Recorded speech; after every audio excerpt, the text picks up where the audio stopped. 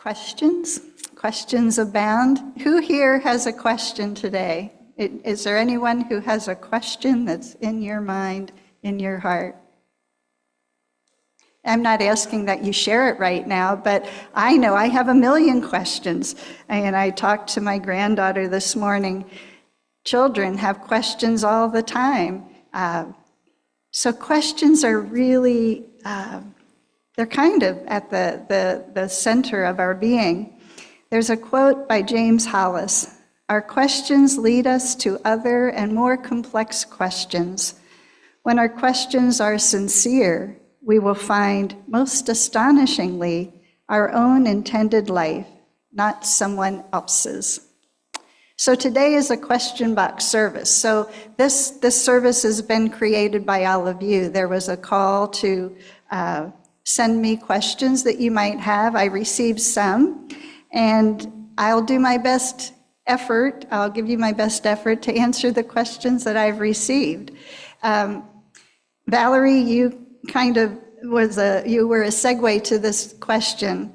I've heard you are moving to Rochester, New York soon. What does that mean for your relationship with UUG? So, my husband and I, John, are moving to Rochester in August. August will be a month that I would have taken off anyhow. Part of my contract is a month of vacation. In September, so my goal, my contracted time is 15 sermons a year, not a month. And so my intention, assuming that weather will cooperate, is to come back here once or twice a month. So it looks like the month of October I'll be here twice, May and June I'll be here twice, and then the rest of the months from September till the end of the church year will be once a month. I will be available by phone call, by email. If there are any pressing issues that come up, please don't hesitate to reach out. My contact information is in the directory. I will be attending meetings by Zoom. If there are any special events that come up, I will be here to facilitate those things. So I am still very much your minister through the end of June of 2025, and I know that with this leadership team that's in place and those who are in waiting, this community is held in good stead. You're held well. So that was that question. There was another question. What does the adoption of Article 2 mean for UUG? Now, who knows what Article 2 is? This is my question to you. Raise your hand if you've heard that word. Okay, so I think the first question is, what's Article 2? Article 2 is a section of the UUA bylaws. So the UUA is our national organization that holds all Unitarian Universalist congregations. And part of the bylaws say that every 15 years, this one particular section needs to be reviewed and updated, and that's Article 2. Now, Article 2 holds what most of us are familiar with, and many of us have come to Unitarian Universalism because of the principles that were part of Article 2. The inherent worth and dignity, the right to the democratic process, the interconnected realm of life that we're a part of. So the eighth principle that's up here is one that this congregation adopted quite a few years ago. So those principles have been the statement that Unitarian Universalists writ large have said this defines pretty much our core values. But as is also part of the larger bylaw process, we're mandated to review them every 15 years. And there have been tweaks to them over the years. There was a point at which in Unitarianism and Universalism, all the language was male-centered. So there was a point at which that it was the gendering of our language was changed. So there have been tweaks all along. This particular time, there was a pretty big revision. It was a very thorough process. I think it took place over about 3 years. There was a study commission that was put in place to reach out across, the UU world, get feedback about the language. And so at this last General Assembly in June, the change was adopted. And there's a little pinwheel on the bulletin board in the back. Oh, and there's one under here. Thanks to Shannon. This is a symbol, an icon, an imagery that you might become more familiar with going forward.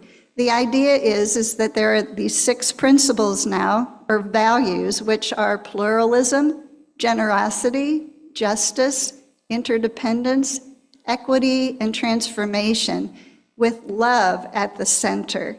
So there were concerns. I mean, anytime there's a change introduced anywhere, you're going to have a host of opinions, you're going to have a host of thoughts, and this process was not without its own contentiousness. However, by a pretty large amount, the vote was passed at General Assembly. Now, what that means for UUG, the principles don't ever go away. Those principles of, the interdependent connection of all, the idea of the inherent worth and dignity, et cetera. This community of Gettysburg is free to use the language that you want to use to describe things, but the official language is now, these are the values that are supported, and all of these values actually, when you look at the language, if you want to look it up online, look up Article 2, it incorporates all of the principles that were there. UUs really like language, and there's a lot of UUs who are real sticklers for language. So it's been a process, but there's nothing that is going to prevent anybody from lifting up the values and the principles. And for me, what is most important is this idea that at all that we aspire to, we hold love at the center of that, and we do our best to live into the values that support creating that idea that we can create the beloved community. So hopefully that made sense. If you want more information about it, there's a whole lot of information on the web. You can ask me later, but that is Article 2. Another question was, what are the big issues that UUG needs to think about in the next year? Now, Chris mentioned that there was a board retreat, leadership retreat yesterday, and she will be one of the main people that can be the cheerleader in this next year. So some of the things that we're looking at next year are creating a task force for a minister search, because you'll want a new minister starting in July of 2025. Looking at religious education, not just for children, but for the whole community. That's something that's on the burners. Coming up with a safety task force to look at how do we make sure that we're caring for this community in the best way we can, from very practical things like, does everybody know where the fire extinguisher is and maybe how to use it, to what do we do if we have somebody enter the building who means harm? So safety is huge. So the task force that will be assembled will kind of look at safety from a lot of different angles and then make recommendations of things that we can do. Some of the other things that we're looking at in the next year, Chris, do you have some things, anything else that pops out right now? So reorganizing a social justice committee because that is a pillar of what Unitarian Universalism is and what this congregation has become, and a caring committee. So there are a lot of things that are in the works, a lot of focuses. You can thank the leadership, people who have stepped forward for, working on the things that will be the labor of this congregation over the next year. Another question that came up was, how can I possibly accept someone like Trump? And I'm going to put a little side caveat to that. How can I possibly accept someone who annoys the heck out of me? You know, whether it's somebody on a national stage, whether it's somebody in your family, in your neighborhood. And I kind of have a two-part response to that question. I don't know that we need to accept behaviors that are harmful to others. In fact, I would say that we don't need to accept them. And I think that it's up to us to search our hearts and really consider what are our values, and whether those people, those places that are acting in ways in which really challenge this idea of keeping love at the center, of caring for those on the margins, the values that Unitarian Universalism aspires to. I think we're called to speak out, to stand up, to do so in a way in which we keep love at the center of what our actions are. And love, figuring out what that looks like, is a real challenge, because sometimes there is love that has a firm no. Sometimes saying no is the most loving thing that can happen. Sometimes making space to listen to somebody is the most loving thing that can happen. So you're all going to work with those kinds of questions from your own heart to figure out what does that mean. But I don't think that it means a blank check to behavior that really does not consider the well-being of all.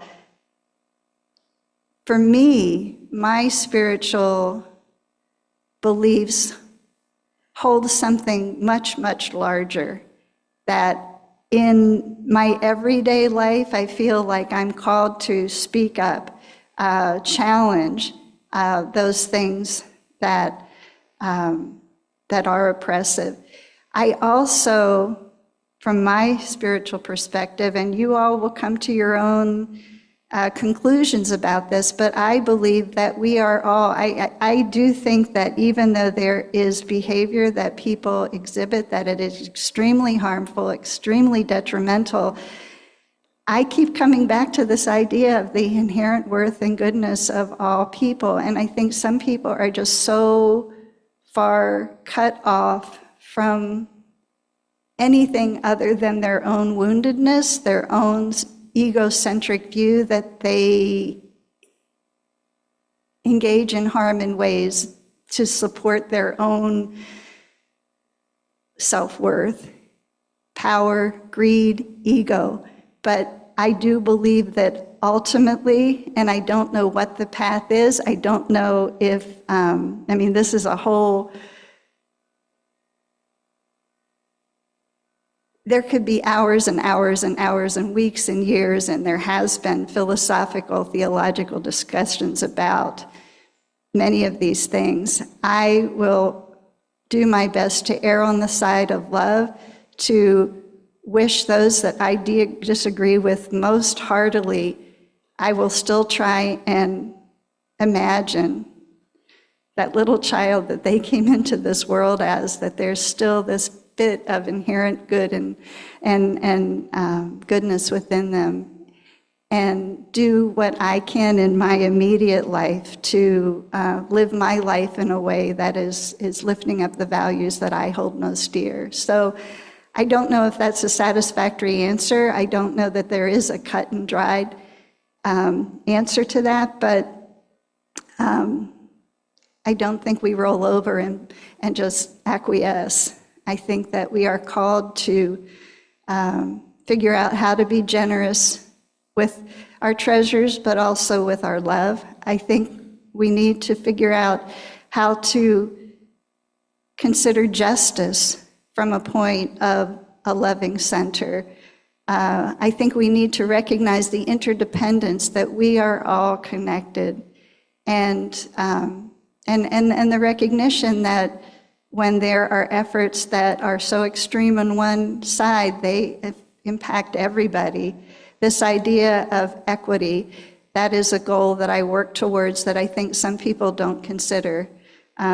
Transformation, I will always believe in the power of transformation, that I don't know that everybody will be transformed in a lifetime. There are people that I certainly hope will be transformed, but I believe in the power of transformation.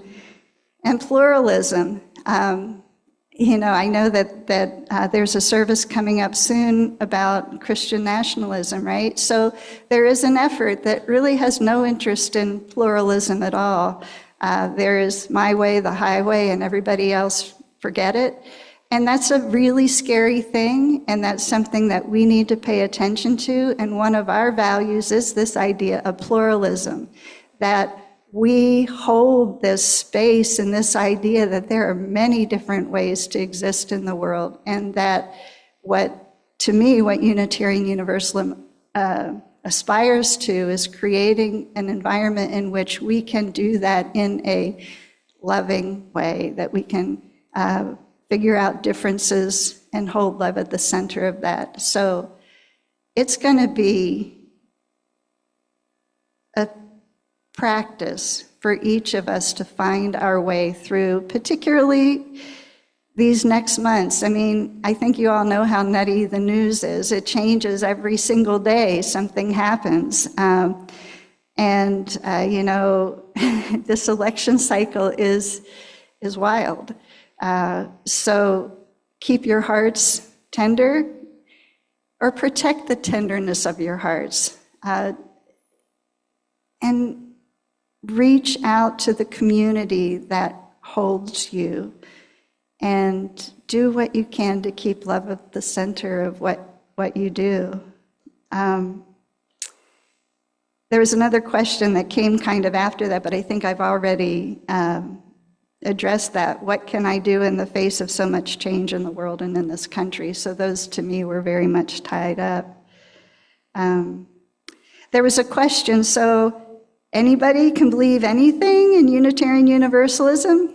And that often is a phrase that you may have heard from somebody. You may think yourself, well, you can believe whatever you want to believe.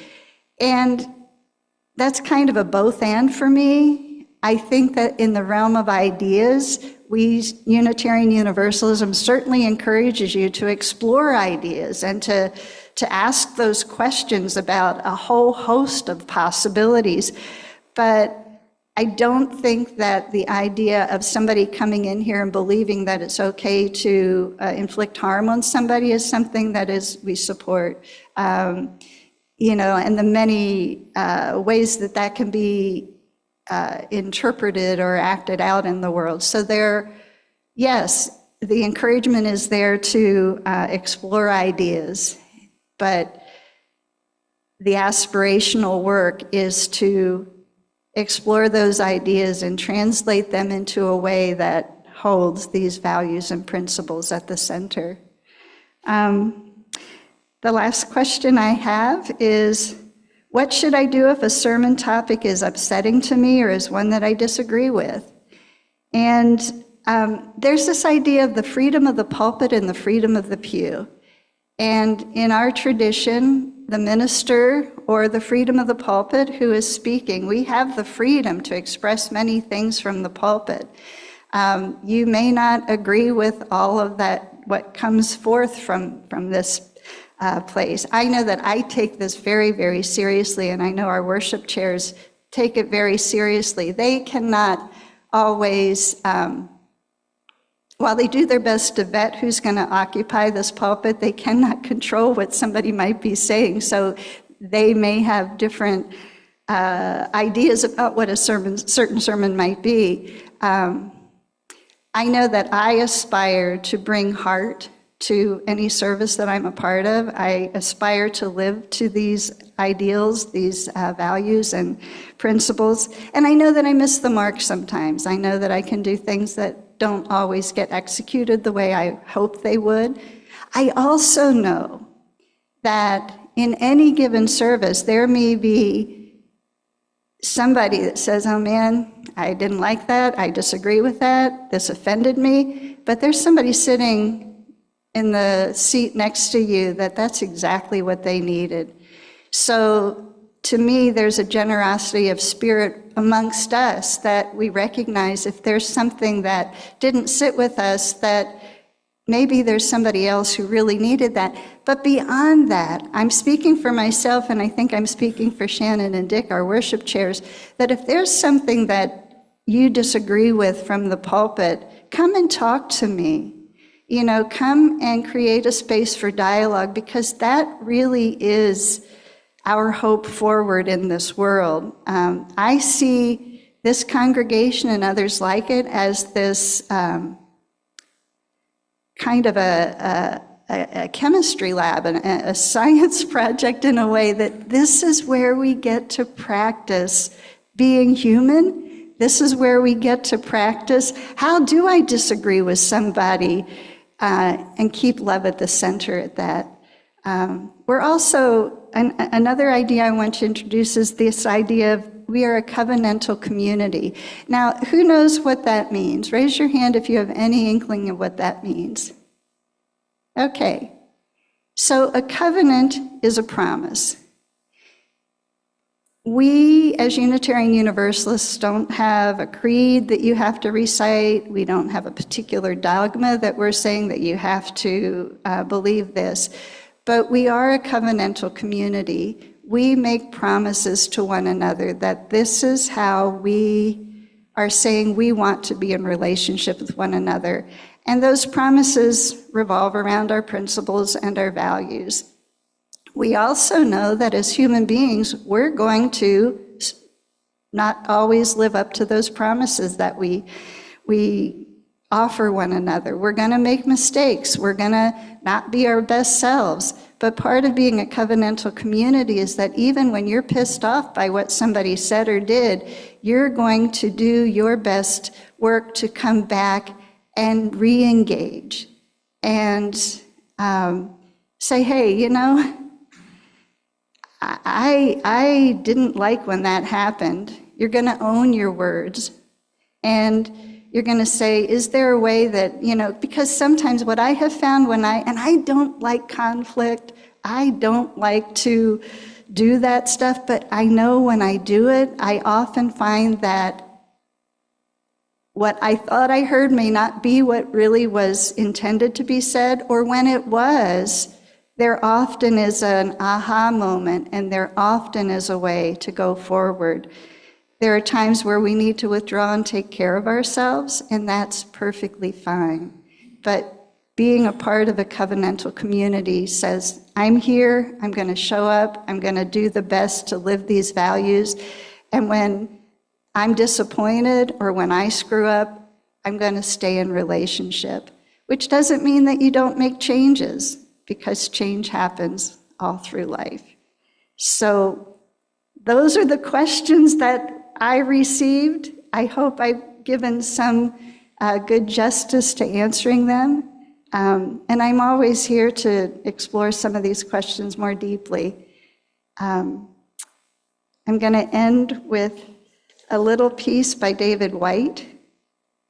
Sometimes, if you move carefully through the forest, breathing like the ones in the old stories, who could cross a shimmering bed of dry leaves without a sound, you come to a place whose only task is to trouble you with tiny but frightening requests, conceived out of nowhere, but in this place, beginning to lead everywhere.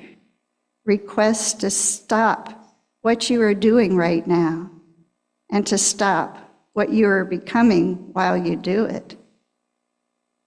What lives in this place are questions that can make or unmake a life, questions that have patiently waited for you, questions that have no right to go away. So may you live with the questions, finding the time to ask them, and sit with the question. The answers are nice, but the questions are really, really potent.